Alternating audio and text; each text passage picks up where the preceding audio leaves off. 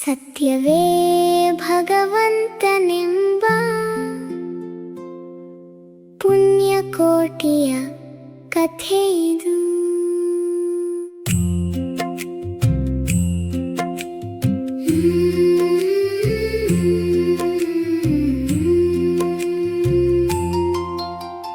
ಮೆರೆಯುತ್ತಿಹ ಕರ್ನಾಟ ದೇಶದೊಳಿರುವ ಕಾಳಿಂಗನೆಂಬ ಗೊಲ್ಲನ ಪರಿಯನೆಂತು ಪೇಳ್ವೆನು. ಉದಯ ಕಾಲದೊಳೆದ್ದು ಗೊಲ್ಲನು ನದಿಯ ಸ್ನಾನವ ಮಾಡಿಕೊಂಡು ಮುದದಿ ತಿಲಕವ ಹಣೆಯೊಳಿಟ್ಟು ಚತುರ ಶಿಖೆಯನ್ನು ಹಾಕಿದ. ಎಳೆಯ ಮಾವಿನ ಮರದ ಕೆಳಗೆ ಕೊಳಲನೂದುತ್ತ ಗೊಲ್ಲಗೌಡನು ಬಳಸಿನಿಂದ ತುರುಗಳನ್ನು ಬಳಿಗೆ ಕರೆದನು ಹರುಷದಿ. ಗಂಗೆ ಬಾರೆ ಗೌರಿ ಬಾರೆ ತುಂಗಭದ್ರೆ ತಾಯಿ ಬಾರೆ ಪುಣ್ಯಕೋಟಿ ನೀನು ಬಾರೆ ಎಂದು ಗೊಲ್ಲನು ಕರೆದನು. ಸತ್ಯವೇ ಭಗವಂತನೆಂಬ ಪುಣ್ಯಕೋಟಿಯ ಕಥೆ ಇದು.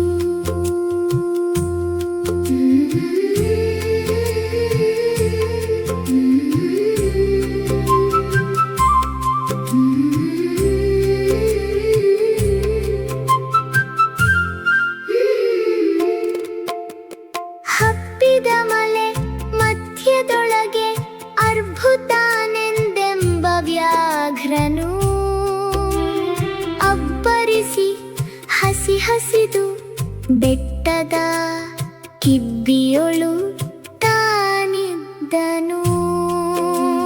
ಪುಣ್ಯಕೋಟಿ ಎಂಬ ಹಸುವು ತನ್ನ ಕಂದನ ನೆನೆದುಕೊಂಡು ಮುನ್ನ ಹಾಲನು ಕೊಡುವೆನೆನುತ್ತ ಚೆಂದದಿ ತಾ ಬರುತ್ತಿರೆ. ಸತ್ಯವೇ ಭಗವಂತನೆಂಬ ಪುಣ್ಯಕೋಟಿಯ ಕಥೆ ಇದು. ಒಂದು ಭಿನ್ನಹ ಹುಲಿಯ ಕೇಳು ಕಂದನಿರುವನು ದೊಡ್ಡಿಯೊಳಗೆ. ಒಂದು ನಿಮಿಷದಿ ಮೊಲೆಯ ಕೊಟ್ಟು ಬಂದು ಸೇರುವೆ ನಿಲ್ಲಿಗೆ. ಸತ್ಯವೇ ನಮ್ಮ ತಾಯಿ ತಂದೆ, ಸತ್ಯವೇ ನಮ್ಮ ಬಂಧು ಬಳಗ. ಸತ್ಯವಾಕ್ಯಕ್ಕೆ ತಪ್ಪಿ ನಡೆದರೆ ಮೆಚ್ಚನ ಪರಮಾತ್ಮನು. ಸತ್ಯವೇ ಭಗವಂತನೆಂಬ ಪುಣ್ಯಕೋಟಿಯ ಕಥೆ ಇದು.